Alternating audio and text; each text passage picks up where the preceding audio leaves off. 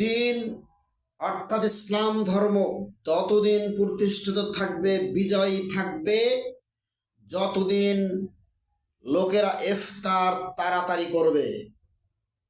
এই হাদিস থেকে উড়িয়ে দেওয়া হচ্ছে, দিন অর্থাৎ ইসলাম ততদিন পর্যন্ত প্রতিষ্ঠিত থাকবে যতদিন মানুষ ইফতার করবে তাড়াতাড়ি, ইফতার তাড়াতাড়ি করবে।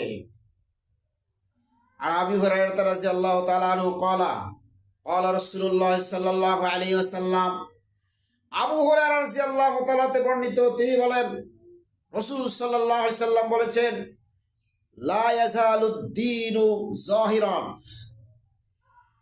দিন জাহির থাকবে না, অর্থাৎ প্রতিষ্ঠিত থাকবে না, মা আজ্জালান নাসুল ফিত্রি, লোকেরা যতক্ষণ পর্যন্ত যতদিন তাড়াতাড়ি ইফতার করবে না।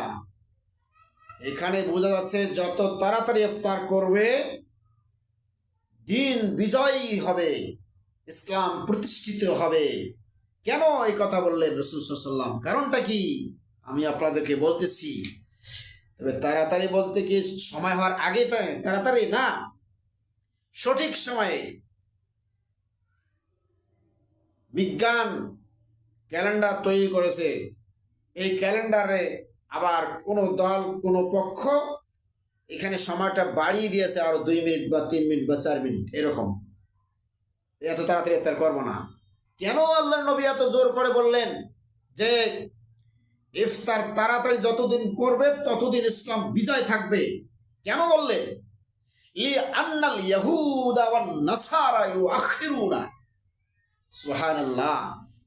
এই জন্য যে ইহুদি এবং খ্রিস্টানরা তারা শেষে ইফতার করে, তারাও সিয়াম সাধনা করে। ইহুদি এবং খ্রিস্টানরা, তারা ইহুদি নাসরা, ইহুদি খ্রিস্টান যারা, তারা ইফতার করে অন্ধকার হয়ে। এই জন্য আল্লাহর নবী যে ইহুদি খ্রিস্টান